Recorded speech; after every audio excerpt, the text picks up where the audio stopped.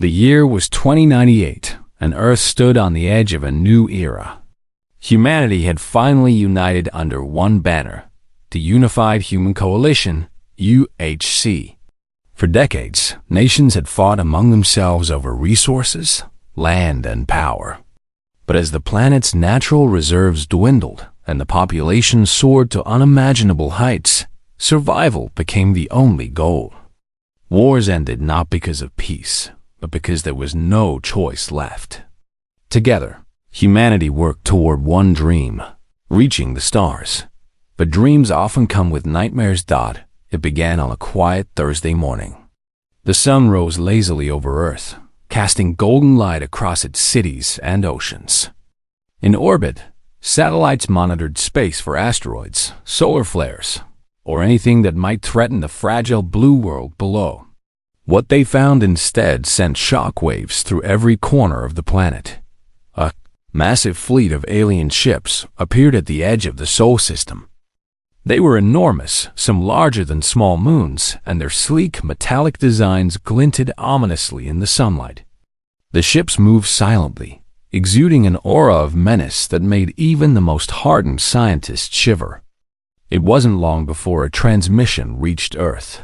On screens around the globe, an image flickered to life. A towering figure filled the display, a being clad in shimmering obsidian armor, with glowing red eyes that seemed to pierce through the screen itself. His voice boomed like thunder, deep and resonant, shaking listeners to their core. "Humans," he said, his tone cold and commanding. "I am General Vorthax of the Zyran Dominion. Your species has trespassed into our territory. You have two options: surrender your planet and accept our rule, or face annihilation. My fleet consists of 1,000,000 soldiers, each more powerful than anything you can muster." The message repeated endlessly, broadcasting across all frequencies. Panic erupted worldwide. People fled streets, governments scrambled to respond, and militaries mobilized whatever forces they could. Fear gripped the hearts of billions. Who were these aliens? What did they want? And how could humanity possibly fight back? Amid the chaos, Captain Alara Quinn stood calmly in the UHC's Central Command Center. She was a striking woman in her late 30s, with sharp features, piercing green eyes, and short auburn hair. Her reputation preceded her.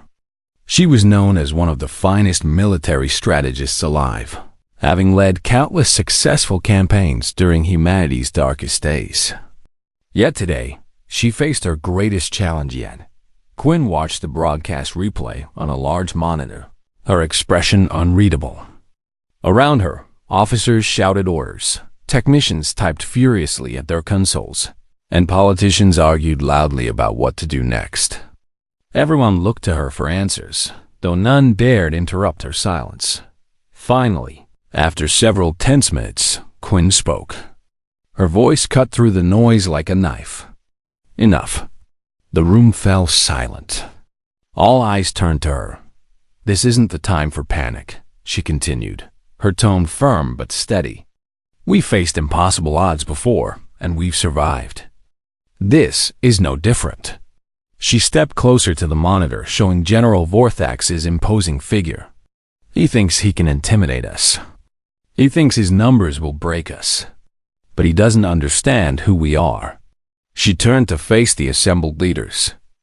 "Humanity isn't defined by our weapons or our technology. We're defined by our will to survive. If this General Vorthax wants a fight, then we'll give him one. And if he says he has 1,000,000 soldiers..." She paused, a faint smile playing on her lips. "Then, excellent. I have 1,000,000 targets." Her words ignited a spark of hope in the room. Officers straightened, politicians nodded, and even the technicians seemed to work faster. Quinn's confidence was contagious, and for the first time since the alien fleet arrived, people believed they might actually stand a chance. Over the next few hours, Quinn took charge of humanity's response. She ordered every available ship, military or civilian, to prepare for combat. Mining vessels were retrofitted with crude weapons. Cargo haulers transformed into mobile fortresses, and even passenger shuttles armed with scavenged parts. Every resource mattered, no matter how small. Meanwhile, AI systems analyzed footage of the alien fleet, searching for weaknesses. Early reports suggested the Xyrans relied heavily on coordinated attacks, using advanced algorithms to synchronize their movements. Their technology far surpassed anything humanity possessed, but Quinn noticed something crucial. Their formations lacked flexibility. They operated like machines, predictable and rigid. "That's our opening," Quinn told her team. "They're strong, yes, but they're not adaptable. We'll use that against them." As preparations continued, the alien fleet began advancing toward Earth. Their pace was deliberate, almost leisurely, as if they knew humanity couldn't escape. Reports poured in from outlying colonies and observation posts. Entire settlements vanished overnight, consumed by the invaders. Refugees flooded into major cities, desperate for safety.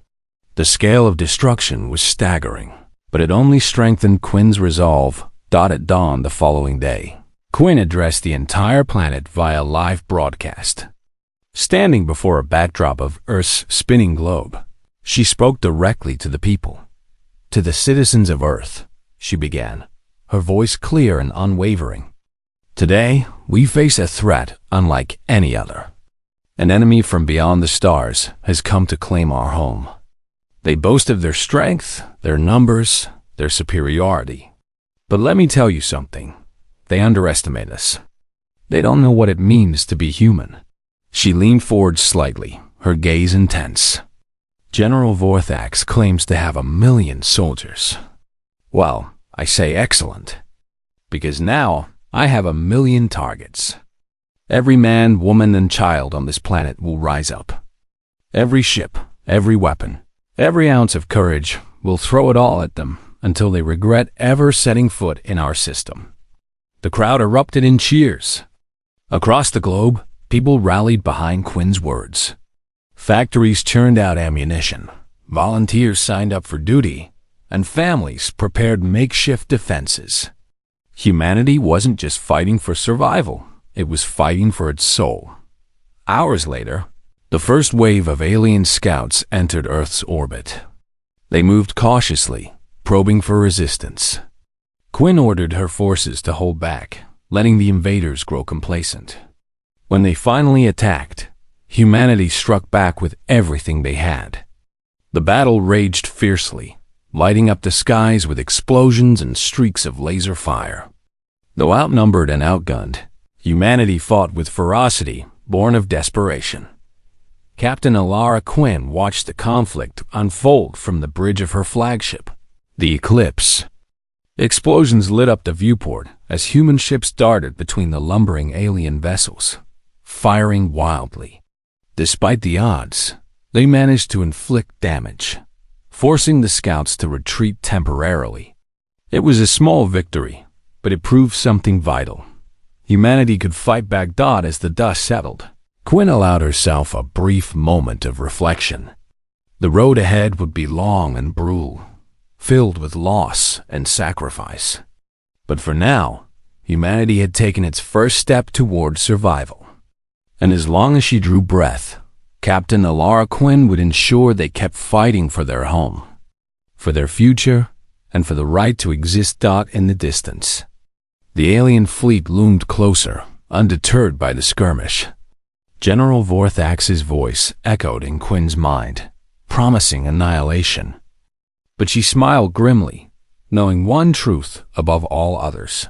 Humanity wasn't done yet. Not by a long shot. The alien fleet loomed closer, casting a shadow of fear over Earth. General Vorthax's words still rang in the ears of humanity. "I have 1,000,000 soldiers." The sheer scale of the enemy force was overwhelming. Their ships were massive, their weapons advanced, and their numbers endless. Yet, amidst the panic and despair, Captain Alara Quinn remained steadfast. She knew that brute strength alone wouldn't win this war. Humanity had to rely on something else, something the aliens didn't possess: creativity, adaptability, and sheer determination done in the days following the initial skirmish. Quinn worked tirelessly to devise a plan that could level the playing field. She gathered her top strategists, engineers, and scientists in the UHC command center. Together, they pored over data collected from the first battles, analyzing every move the aliens made. What they discovered gave them a glimmer of hope. The Zyrans, as powerful as they were, operated like machines. Their attacks followed strict patterns, dictated by algorithms and synchronized through a central network. They lacked the unpredictability and flexibility that came naturally to humans. This rigidity, Quinn realized, was their greatest weakness and humanity's best chance at survival. Quinn called a meeting with the leaders of the Unified Human Coalition. The room buzzed with tension as representatives from every corner of the globe sat around a large table. Screens displayed maps of Earth, orbital paths, and simulations of potential battle scenarios. Quinn stood at the head of the room, her green eyes scanning the faces of those present. "We can't fight them head-on," she began, her voice calm but commanding. "They outnumber us, outgun us, and outclass us in almost every way. But we have one advantage: they're predictable." She pointed to a simulation showing the alien fleet's movements during the previous battle. "Look at this. Their formations are precise, almost mechanical. They don't adapt quickly to unexpected situations. If we hit them where they least expect it, if we disrupt their coordination, we can turn their own strength against them." The room fell silent as everyone absorbed her words. Finally, a representative from Europe spoke up. "What do you propose, Captain?" Quinn outlined her strategy. It was bold, risky, and unconventional, but it was all they had. The plan had three key components. First, decentralized resistance. Instead of concentrating humanity's forces around major cities or strategic locations, Quinn proposed spreading out across Earth's orbit and surface. Smaller strike teams would operate independently, striking at the enemy from multiple angles. This would make it harder for the aliens to focus their attacks and overwhelm any single target. Second, guerrilla tactics. Rather than engaging in prolonged battles, human forces would rely on hit-and-run attacks, ambush, and sabotage missions. Speed and surprise would be their greatest assets. Ships would dart in and out of combat zones, inflicting damage before retreating to safety. Ground forces would use the terrain to their advantage, hiding among ruins and forests to launch sudden assaults. Third, psychological warfare. Quinn planned to exploit the aliens' arrogance.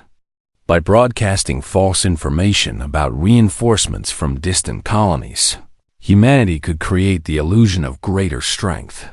Fake signals, dummy ships, and staged counterattacks would convince the invaders that humanity was far more formidable than it appeared. The plan was met with mixed reactions. Some praised its ingenuity, while others questioned its feasibility. But Quinn's confidence was unshakable. "We don't have the luxury of doubt," she said firmly. "This is our only shot. If we stick together, stay smart, and keep moving, we can win." With the coalition's approval, preparations began in earnest. Factories worked around the clock to produce weapons, ammunition, and supplies. Civilian ships were converted into makeshift warships, armed with whatever materials could be scavenged. Volunteers poured in from all walks of life, young and old, trained and untrained, all eager to contribute to the fight. Meanwhile, Quinn focused on training her forces. Pilots practiced evasive maneuvers, ground troops drilled in urban combat, and hackers worked to disrupt the aliens' communications. Every second counted, and Quinn pushed everyone to their limits. Sleep became a luxury few could afford, and stress weighed heavily on even the strongest shoulders. But despite the exhaustion, morale remained high. People believed in Quinn's vision, and they clung to the hope that their efforts might turn the tide. As humanity prepared for war, General Vorthax grew increasingly frustrated. He had expected Earth to surrender without a fight, bowing to the might of his million-strong army. Instead, the humans resisted fiercely, launching unpredictable attacks and refusing to back down. Their defiance infuriated him. Vorthax dispatched scouts to gather intelligence on Earth's defenses. What they found baffled him. Entire regions appeared undefended, while others bristled with activity. Human forces seemed scattered and disorganized, yet they managed to inflict significant damage whenever they struck. Confused but confident in his superiority, Vorthax decided to divide his fleet. He ordered smaller contingents to attack multiple targets simultaneously, aiming to stretch humanity's resources thin and crush their resistance once and for all. Unbeknownst to him, this decision played perfectly into Quinn's hands. The first major test of Quinn's strategy came near Jupiter's moon Europa. A small human outpost there served as bait, luring a detachment of alien ships into a trap. When the invaders arrived, they were met with fierce resistance, not just from military vessels, but from retrofitted mining ships and civilian freighters armed with improvised weapons. The battle erupted into chaos, with human pilots weaving between the lumbering alien craft, firing wildly and dodging retaliatory blasts. The aliens struggled to adapt to the chaotic tactics. Their rigid formations faltered as they tried to track the erratic movements of their opponents. Explosions lit up the void of space as human ships darted in and out of range, striking vital systems and disabling key vessels. Dozens of alien ships were destroyed before they could regroup and retreat. Back on Earth, similar scenes unfolded. Guerrilla units launched surprise attacks on alien landing parties, using speed and stealth to overpower larger forces. Civilians joined the fight, setting traps and sabotaging equipment. In one instance, a group of teenagers armed with crude explosives managed to disable an alien walker, earning cheers from nearby defenders. Despite these successes, the cost was high. Cities burned, forests smoldered, and countless lives were lost.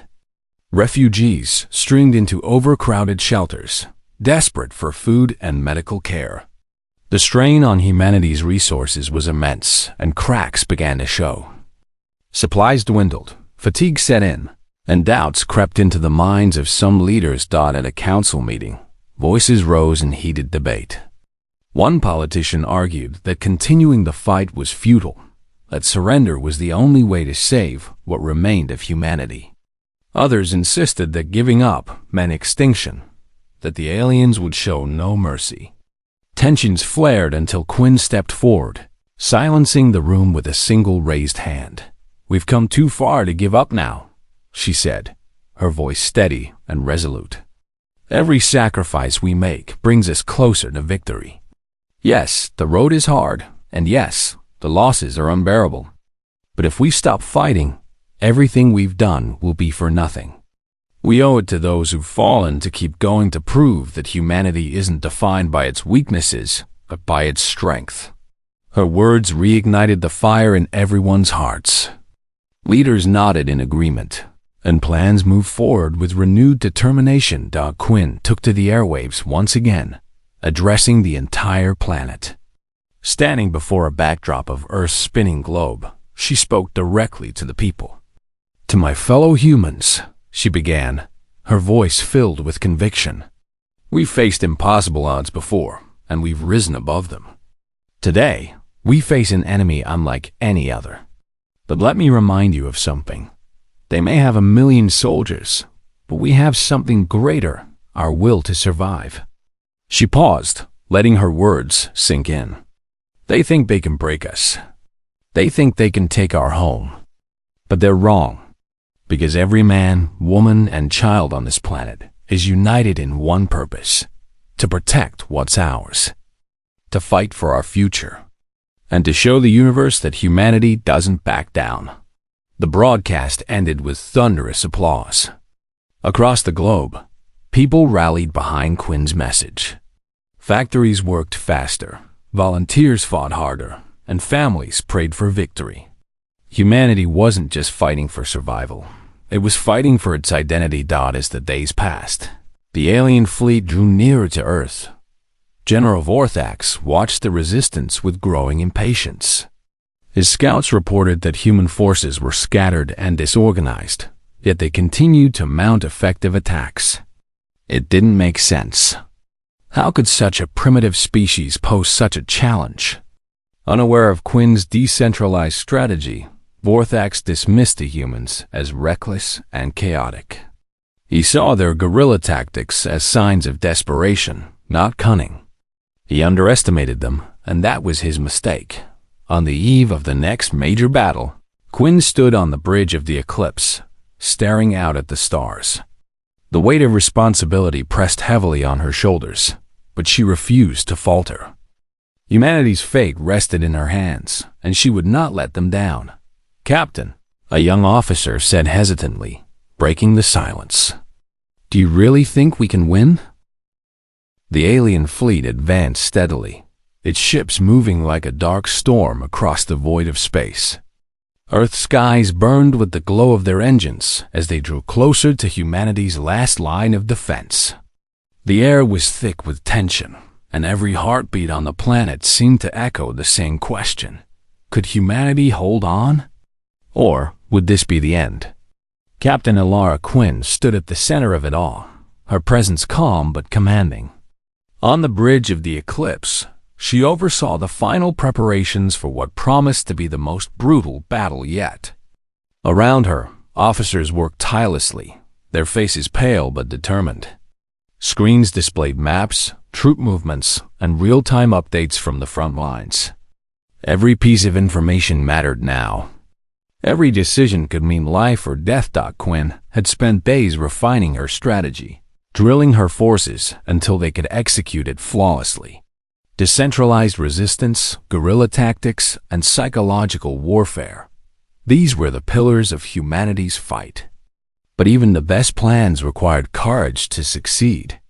And Quinn knew that courage wouldn't come easily when facing an enemy as overwhelming as the XYRANs. As the alien forces approached, Quinn gave the order to deploy. Ships launched from hidden bases, slipping silently into position. Ground units took cover in ruins, forests, and mountains, ready to ambush any invaders who dared set foot on Earth. Civilians armed with makeshift weapons prepared to defend their homes. Humanity wasn't just fighting for survival. It was fighting for its soul. The first major engagement erupted near Jupiter's moon Europa. A small human outpost there served as bait, luring a detachment of alien ships into a trap. When the invaders arrived, they found themselves surrounded by a swarm of retrofitted mining vessels and civilian freighters. These ships weren't sleek or powerful, but they were fast and unpredictable. Their pilots darted between the lumbering alien craft, firing wildly and dodging retaliatory blasts. The aliens struggled to adapt. Their rigid formations faltered as they tried to track the erratic movements of their opponents. Explosions lit up the void of space as human ships struck vital systems and disabled key vessels. Dozens of alien ships were destroyed before they could regroup and retreat. Back on Earth, similar scenes unfolded. Guerrilla units launched surprise attacks on alien landing parties, using speed and stealth to overpower larger forces. Civilians joined the fight, setting traps and sabotaging equipment. In one instance, a group of teenagers armed with crude explosives managed to disable an alien walker, earning cheers from nearby defenders. Despite these successes, the cost was high. Cities burned, forests smoldered, and countless lives were lost. Refugees streamed into overcrowded shelters, desperate for food and medical care. The strain on humanity's resources was immense, and cracks began to show. Supplies dwindled, fatigue set in, and doubts crept into the minds of some leaders. At a council meeting, voices rose in heated debate. One politician argued that continuing the fight was futile, that surrender was the only way to save what remained of humanity. Others insisted that giving up meant extinction, that the aliens would show no mercy. Tensions flared until Quinn stepped forward, silencing the room with a single raised hand. "We've come too far to give up now," she said, her voice steady and resolute. "Every sacrifice we make brings us closer to victory. Yes, the road is hard, and yes, the losses are unbearable. But if we stop fighting, everything we've done will be for nothing. We owe it to those who've fallen to keep going, to prove that humanity isn't defined by its weaknesses, but by its strength." Her words reignited the fire in everyone's hearts. Leaders nodded in agreement, and plans moved forward with renewed determination. Quinn took to the airwaves once again, addressing the entire planet. Standing before a backdrop of Earth's spinning globe, she spoke directly to the people. "To my fellow humans," she began, her voice filled with conviction. "We've faced impossible odds before, and we've risen above them. Today, we face an enemy unlike any other. But let me remind you of something. They may have 1,000,000 soldiers, but we have something greater, our will to survive." She paused, letting her words sink in. "They think they can break us. They think they can take our home. But they're wrong, because every man, woman, and child on this planet is united in one purpose: to protect what's ours, to fight for our future, and to show the universe that humanity doesn't back down." The broadcast ended with thunderous applause. Across the globe, people rallied behind Quinn's message. Factories worked faster, volunteers fought harder, and families prayed for victory. Humanity wasn't just fighting for survival. It was fighting for its identity. As the days passed, the alien fleet drew nearer to Earth. General Vorthax watched the resistance with growing impatience. His scouts reported that human forces were scattered and disorganized, yet they continued to mount effective attacks. It didn't make sense. How could such primitive species pose such a challenge? Unaware of Quinn's decentralized strategy, Vorthax dismissed the humans as reckless and chaotic. He saw their guerrilla tactics as signs of desperation, not cunning. He underestimated them, and that was his mistake. On the eve of the next major battle, Quinn stood on the bridge of the eclipse, staring out at the stars. The weight of responsibility pressed heavily on her shoulders, but she refused to falter. Humanity's fate rested in her hands, and she would not let them down. "Captain," a young officer said hesitantly, breaking the silence. "Do you really think we can win?" Quinn turned to face him, a faint smile playing on her lips. "Winning isn't about certainty," she replied. "It's about believing in the possibility. As long as we keep fighting, as long as we refuse to give up, there's always hope." With that, she returned her gaze to the stars. The alien fleet loomed closer, undeterred by the losses they had suffered. But Quinn knew one thing for certain: humanity wasn't done yet. Not by a long shot. The next morning, the skies above Earth turned black as the alien fleet descended. Thousands of ships filled the atmosphere, blotting out the sun. Laser beams rained down, incinerating cities and reducing landscapes to ash. The ground shook with the impact of massive walkers, towering machines that crushed everything in their path. It was chaos, pure and unrelenting, but humanity fought back. From hidden bunkers, guerrilla units launched rockets and missiles, targeting the walkers' weak points. Pilots in retrofitted ships streaked through the sky, weaving between the alien vessels and striking wherever they could. Civilians armed with rifles and homemade explosives ambushed ground troops, slowing their advance. One particularly fierce battle took place in the ruins of Paris.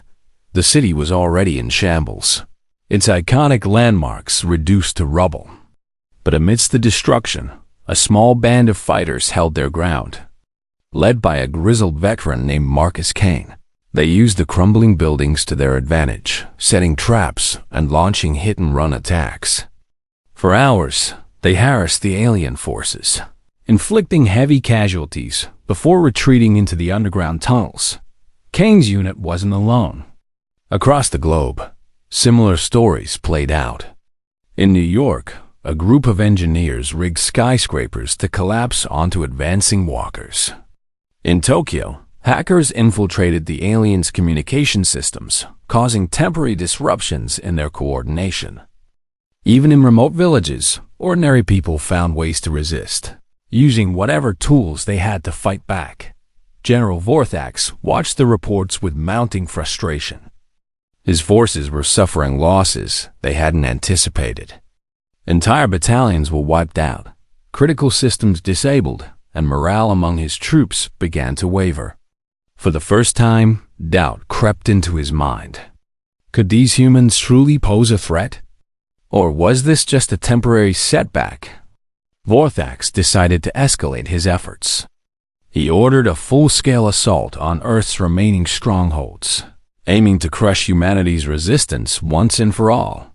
Massive ships descended upon key locations, unleashing devastating barrages of energy weapons. Ground forces swept through cities, leaving nothing but scorched earth in their wake. But even as the aliens pushed harder, humanity pushed back. Quinn coordinated global efforts, rallying her forces to strike where the enemy least expected it. Using decoys and false signals, she lured alien ships into traps, destroying dozens at a time.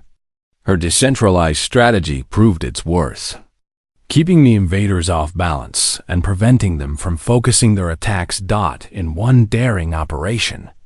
Quinn led a squadron of elite pilots on a suicide mission deep into enemy territory. Their target was a massive alien command ship, responsible for coordinating much of the fleet's movements. Against all odds, they breached its defenses, planting explosives that tore the vessel apart. The explosion sent shockwaves through the alien ranks, forcing them to retreat temporarily. Victory came at a cost. Many of Quinn's pilots didn't return, and the loss weighed heavily on her heart. But she knew their sacrifice had bought humanity precious time. With each passing day, Earth's defenders grew stronger, more organized, and more determined. As the battle raged on, Quinn found herself reflecting on the nature of war. She thought about the millions who had already died, the countless families torn apart, and the scars that would never heal.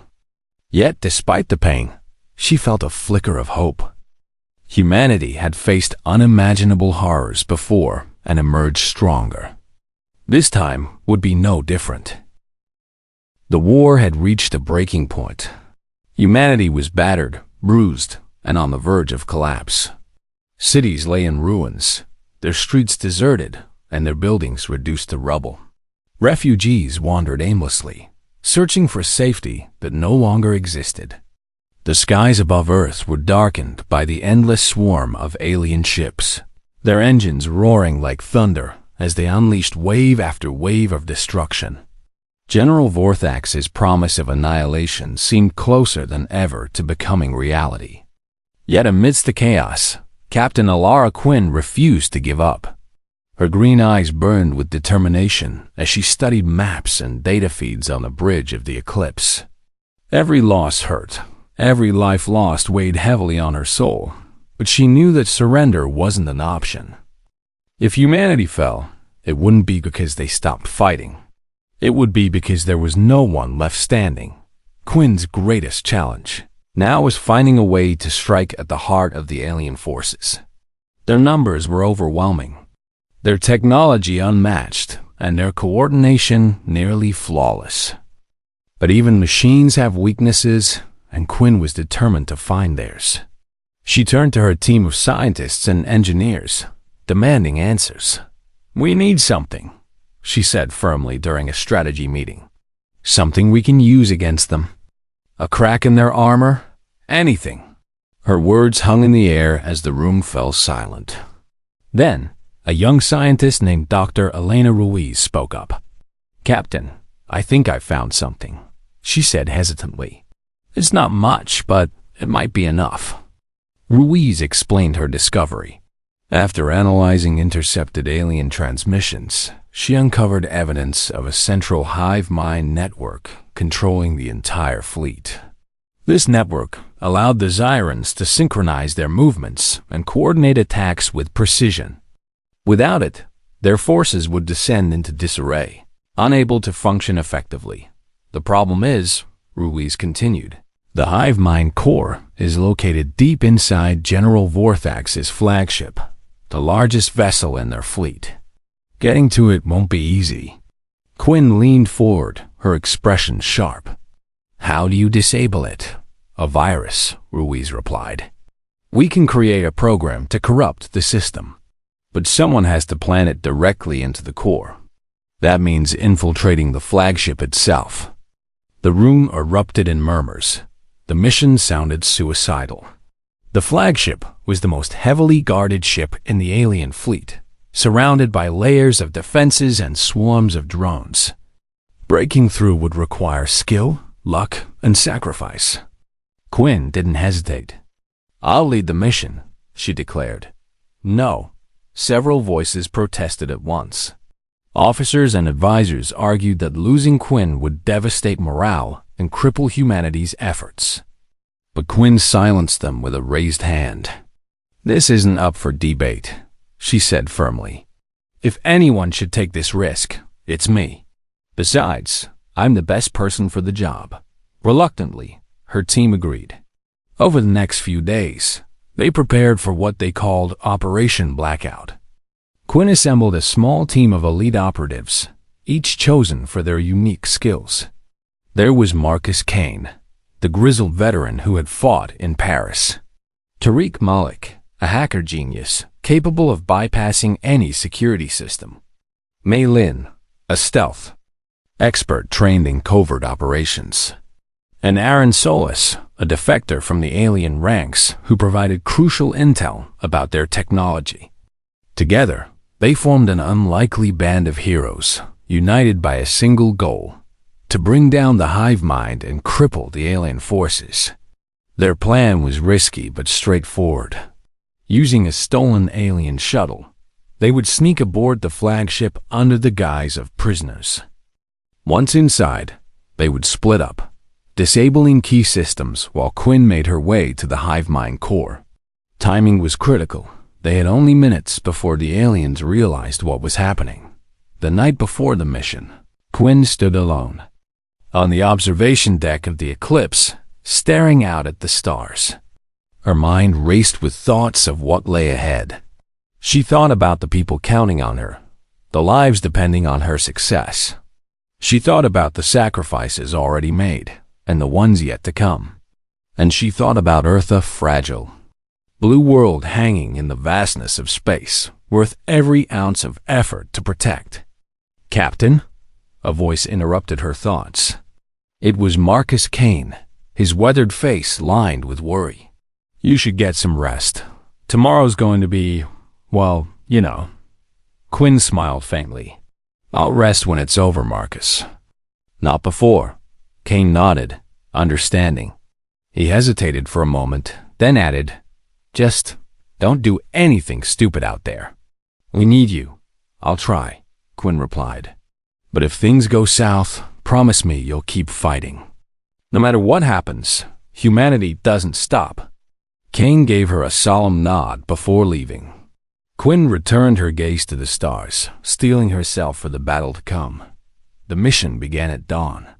The team boarded the stolen shuttle, its hull painted in alien markings to blend in with the fleet. As they approached the flagship, tension filled the cramped cabin. Everyone knew the odds were against them, but none showed fear. They trusted Quinn, and they believed in the cause. Remember, Quinn said as they neared the massive vessel, stick to the plan. Stay sharp, stay quiet, and don't let them see us coming. The shuttle docked without incident, thanks to Aaron Solis' knowledge of alien protocols. Disguised as prisoners, the team disembarked and was quickly escorted deeper into the ship. Guards marched them through dimly lit corridors, their weapons trained on the group. The air was cold and metallic, tinged with the faint hum of machinery as planned. The team split up once they reached the junction. Malin slipped away silently, disappearing into the shadows. Tariq Malik and Marcus Kane followed another route, tasked with disabling power relays and creating diversions. Quinn and Aaron Solis continued toward the hive mind core, their footsteps echoing ominously in the empty halls. The journey was fraught with peril. Patrols roamed the corridors, forcing the pair to duck into alcoves or crawl through maintenance tunnels to avoid detection. At one point, they encountered a locked door guarded by 2 sentries. Tariq's hacking skills came in handy as he remotely disabled the lock, allowing them to slip past unnoticed.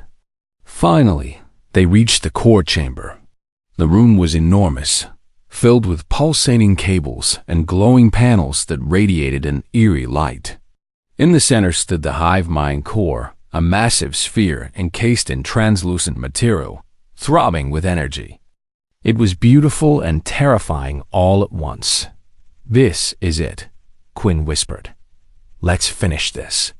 Tariq pulled out a small device and connected it to the core.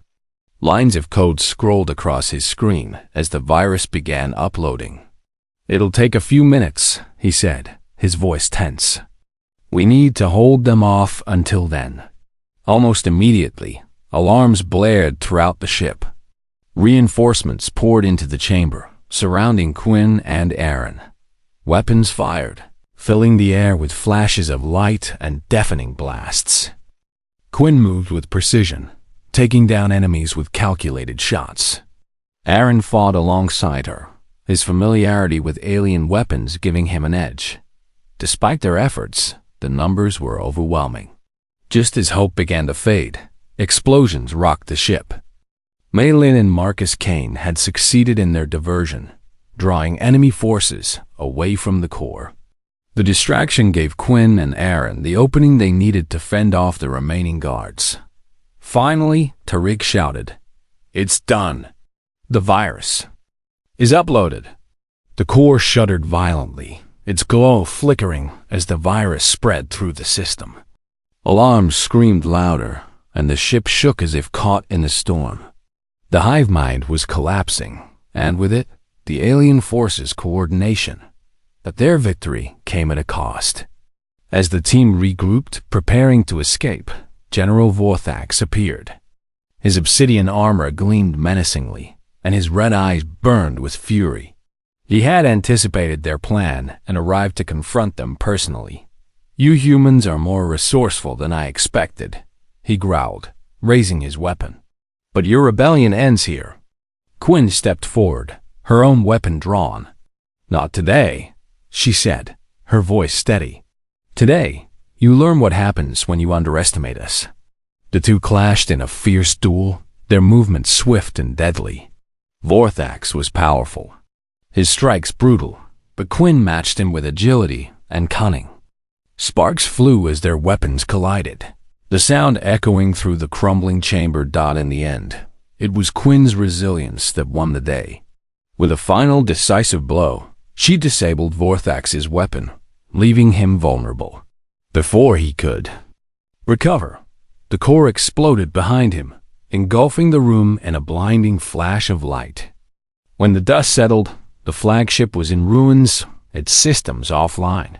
The hive mind was destroyed, and the alien fleet descended into chaos. Ships drifted aimlessly, their crews unable to communicate or coordinate. Humanity had struck a devastating blow. Back on Earth, the news spread quickly. Cheers erupted as people celebrated the turning of the tide. Though the war wasn't over, hope had been reignited. Captain Alara Quinn's name became legend, a symbol of defiance and courage. Standing amidst the wreckage of the flagship, Quinn looked out at the stars. The road ahead would still be long and difficult, but for the first time in weeks, she allowed herself a moment of relief. Humanity had proven that it could stand against even the greatest odds, and as long as they kept fighting, they would never fall. The destruction of the hive mind core marked a turning point in humanity's war against desire and dominion. Without their central network, the alien fleet descended into chaos. Ships drifted aimlessly in orbit, colliding with each other or plummeting toward Earth like falling stars. Ground forces, once coordinated and relentless, became disorganized and confused. The invaders' overwhelming strength crumbled into disorder, giving humanity its first real chance to breathe. But victory came at a heavy price. The flagship's explosion had claimed countless lives, both human and alien, including many members of Captain L.R. Quinn's team. Mei Lin and Marcus Kane were among the fallen, their sacrifices ensuring the success of Operation Blackout. Tariq Malik barely escaped with his life, his body battered but alive. And though Aaron Solis survived, he was gravely injured. His loyalty to humanity tested by the horrors he had witnessed. Quinn herself bore deep scars, not just physical ones, but emotional wounds that would take time to heal. She stood on the bridge of the eclipse, watching as the remnants of the alien fleet retreated beyond Earth's atmosphere.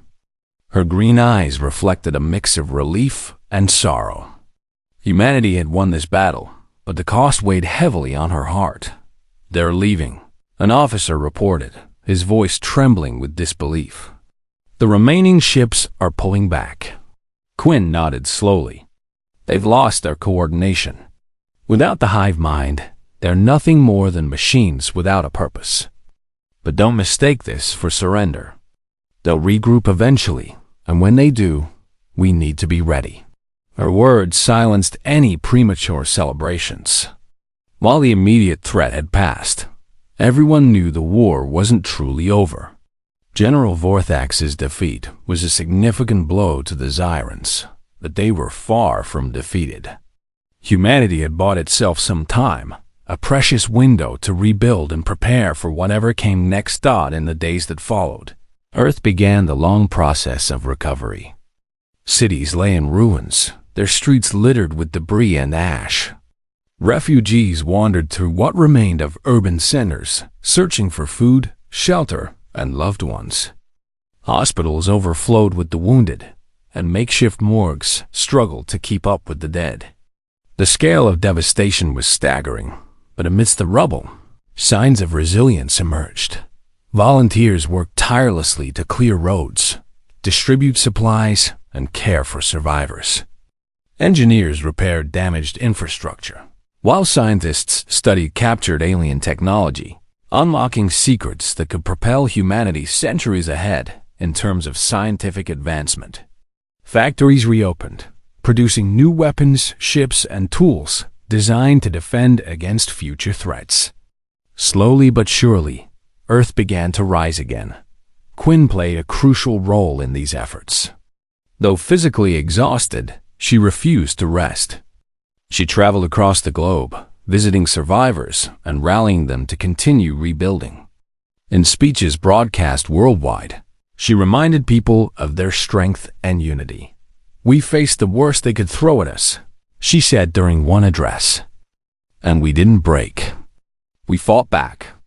We showed them that humanity isn't defined by our weaknesses, but by our will to survive. Now, it's time to prove that we can build something better, a future worth fighting for." Her words inspired millions. People who had lost everything found hope in her vision. Families worked together to construct temporary shelters. Farmers planted crops in fields scorched by alien attacks. Artists painted murals on crumbling walls, depicting scenes of heroism and resilience. Humanity wasn't just surviving, it was thriving, even in the face of unimaginable loss. As Earth healed, attention turned to the aliens' abandoned technology. Scientists pored over wreckage from downed ships, analyzing every piece of machinery they could salvage. What they discovered was astonishing. Alien energy sources were far more efficient than anything humanity had developed. Their propulsion systems allowed for faster-than-light travel, opening up possibilities for interstellar exploration. Even their medical devices offered breakthroughs in healing injuries and curing diseases. With this newfound knowledge, humanity leapfrogged decades of technological progress. Engineers built advanced spacecraft capable of reaching distant stars. Researchers developed AI systems modeled after the aliens' hive mind, though without its rigid control mechanisms. These innovations not only strengthened Earth's defenses but also laid the foundation for a new era of discovery. But Quinn understood that technology alone wouldn't ensure humanity's survival. True strength came from unity and cooperation. To prevent another catastrophic conflict, she advocated for diplomacy. "We can't isolate ourselves," she told world leaders. "The galaxy is vast, and we're not the only ones out there. If we want to avoid wars like this in the future, we need to reach out, to learn, to share, and to coexist." Her vision led to the formation of the Interstellar Alliance, a coalition of human colonies and newly contacted alien species. Diplomatic envoys reached out to civilizations across the stars, forging alliances based on mutual respect and understanding. Trade routes opened, cultural exchanges flourished, and humanity took its first steps toward becoming part of a larger galactic community. Despite these advances, Quinn never forgot the lessons of the war. She often returned to the observation deck of the eclipse, gazing at the stars and reflecting on all that had been lost and gained. The scars of battle would always remain, both on Earth and within her own soul. But she found solace in knowing that humanity had risen above despair, proving itself capable of greatness. One evening, as the sun dipped below the horizon, casting a golden glow across the sky, Quinn stood beside Tariq Malik. The young hacker had recovered enough to rejoin her crew, though his injuries still slowed him down. Together, they watched as a newly constructed starship launched into orbit, its sleek design a testament to humanity's ingenuity. "You think we're ready?" Tariq asked, his voice tinged with uncertainty. Quinn smiled faintly. "No one's ever truly ready for what's out there. But we'll adapt, just like we always have. That's what makes us human." Tariq nodded, his expression thoughtful. "Do you think we'll see them again?" "The Zarans?" "Probably," Quinn admitted. "But if they come back, they'll find a different Earth, one that's stronger, smarter, and united. And if they try to take our home again—" She paused, her tone hardening. "They'll regret it." For a moment, neither spoke. The silence was peaceful, broken only by the distant hum of engines and the rustle of wind. Then, Tariq broke into a grin. "You know, Captain, sometimes I wonder how you manage to stay so calm. After everything you've been through, I mean." Quinn chuckled softly. "It's not about staying calm. It's about remembering why we fight. For every life lost, for every city destroyed, there's a reason to keep going. Hope, Tariq. That's what keeps me moving." As the two returned to the bridge, the ship vibrated gently beneath their feet. Ahead of them stretched the endless expanse of space, filled with mysteries waiting to be uncovered. Humanity's journey was far from over, and challenges undoubtedly lay ahead. But for the first time in years, the future felt bright. Captain Elara Quinn took her seat at the helm, her gaze fixed on the stars. Behind her, the crew worked diligently, their movements confident and purposeful. Together, they represented a new chapter in humanity's story, one of courage, resilience, and boundless potential. And so, humanity stepped boldly into the cosmos, carrying with it the memory of those who had fought and fallen. The legend of Captain Elara Quinn lived on, a reminder that even in the darkest moments, determination and unity could light the way forward. The galaxy awaited, and humanity was ready.